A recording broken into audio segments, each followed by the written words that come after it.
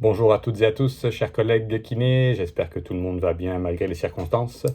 À l'heure actuelle, tout le Québec pratiquement est passé en zone rouge, donc ça implique beaucoup de développements différents, pas toujours très positifs malheureusement. Il y a beaucoup d'informations qui ont circulé qui sont pas forcément très exactes ou qui sont floues, en tout cas pour la plupart d'entre vous. Geneviève a communiqué il y a ces jours-ci pour vous essayer de clarifier les choses. C'est pas toujours évident parce que même au niveau ministériel, ils se contredisent un petit peu. Il y a des éléments qui sont sortis il y a 2 semaines qui n'étaient pas officiels et que même le ministre a dû rectifier en disant que les allègements qui avaient été proposés par certains ministères au niveau des loisirs, au niveau de la santé publique, finalement, ils ont reculé et ont dit non. C'est des propositions qui ont été faites, qui ont été prises pour argent comptant pour certains, mais non, ils ont reculé. Donc ces ajustements-là en zone rouge n'ont pas lieu. Notamment, ce qui est le plus important ces jours-ci, c'est l'entraînement privé. Puis l'entraînement privé, vu que les gyms sont fermés, l'entraînement privé, la lecture qu'on en fait nous au niveau du CA et moi personnellement, c'est que vous n'avez pas le droit d'en faire malheureusement. C'est que l'entraînement un pour un, c'est pas autorisé dans la lecture que nous on en fait. Donc on vous conseille fortement de vous abstenir d'en faire. Je sais que c'est compliqué parce que c'est votre travail. Ça l'est tout autant pour moi. Dans la lecture qu'on a, c'est qu'on a le droit de montrer des entraînements ou des exercices, en tout cas de certains entraînements à l'intérieur d'un local, comme je peux avoir ici, un local de traitement, mais que tout entraînement supervisé, même un pour un, n'est pas permis, malheureusement. C'est ce qui est clairement défini. Il y a des discussions pour que ça soit assoupli prochainement, mais pour l'instant, à l'heure actuelle, on n'a pas d'ajustement là-dessus et c'est toujours non. Donc, même moi ici, vous voyez, j'ai un gym fonctionnel là, pour montrer des exercices et je fais de l'entraînement supervisé, un pour un ou un pour deux. Je vais arrêter. À partir de demain, je n'en ferai plus. Les cours de groupe, c'est clair aussi que c'est terminé, mais ça, c'est beaucoup plus clair.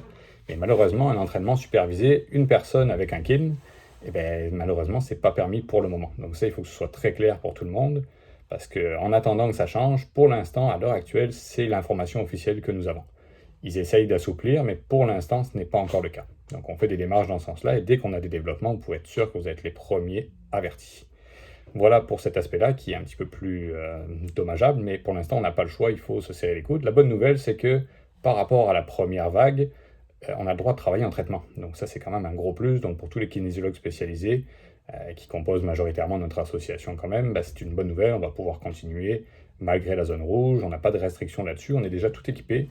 Je vous conseille fortement d'ailleurs les nouveaux masques triple épaisseur qui sont recommandés maintenant par Santé Canada. J'en ai trouvé à partir de cette semaine qui sont fabriqués au Québec. Jusqu'à présent, c'était essentiellement fabriqué en Chine. C'est la marque Humask, Humask, qui sont moins chers que les masques chinois en plus, sont très bien, ils sentent absolument rien. Donc moi je travaille avec toute la journée, puis c'est très confortable. Donc masque, visière ou lunettes de protection, Saro que je vous conseille aussi, et tous les conseils qu'on vous a déjà mis en avant. Vous avez une belle lecture que Geneviève vous a donnée. On va essayer d'ici les 2 ou 3 prochaines semaines de faire une assemblée générale, en tout cas pour voter le changement de lettre patente que vous avez pu voir au niveau de la documentation qu'on vous a envoyée cette semaine. Comme Geneviève vous l'a mentionné, n'hésitez pas à nous envoyer des questions d'intérêt général. Des intérêts personnels, c'est plus difficile parce qu'on commence à être nombreux. Là. On ne pourra pas répondre à tout le monde de votre cas personnel. Mais donc, on va organiser un Zoom collectif ou un Teams collectif pour être capable de voter ce changement de dette patente possible, qui ne changera rien dans notre quotidien, mais qui va faciliter nos démarches au niveau de l'ordre professionnel. Ce qui me permet de faire une transition toute trouvée pour l'ordre professionnel. On continue nos démarches, bien entendu. On a une rencontre avec la fédération, avec la FKQ, qui s'est quand même bien passée selon les circonstances. On devrait avoir une table de concertation prochainement, si tout se passe bien. Ils ont été un petit peu plus ouverts que d'habitude, donc c'est bien. Les ostéopathes ont leur consultation publique, comme plusieurs d'entre vous nous l'ont gentiment fait remarquer, même si on le savait déjà. Ça nous fait pas reculer, ça fait juste que cette consultation-là publique va leur prendre du temps. Donc nous, c'est sûr que ça retarde un petit peu la démarche. Mais quand on la regarde en détail, c'est des choses qui ont déjà eu par le passé, qui n'ont pas rempli le contrat, puis je pense qu'ils le remplissent toujours pas. Puis pour avoir parlé avec plusieurs ostéos, ils sont pas si encouragés que ça parce qu'ils se rendent compte qu'il y a beaucoup de disparités encore et qu'ils sont loin de faire le travail qu'on leur demande dans cette consultation-là.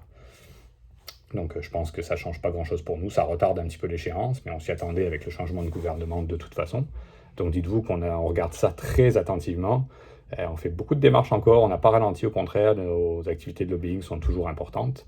Donc on continue à prendre ça le plus au sérieux possible. Les démarches sont toujours aussi importantes, on passe toujours beaucoup de temps dans les appels, dans les renvois de courriels, mais on le fait évidemment de bon cœur parce que ça nous tient à cœur.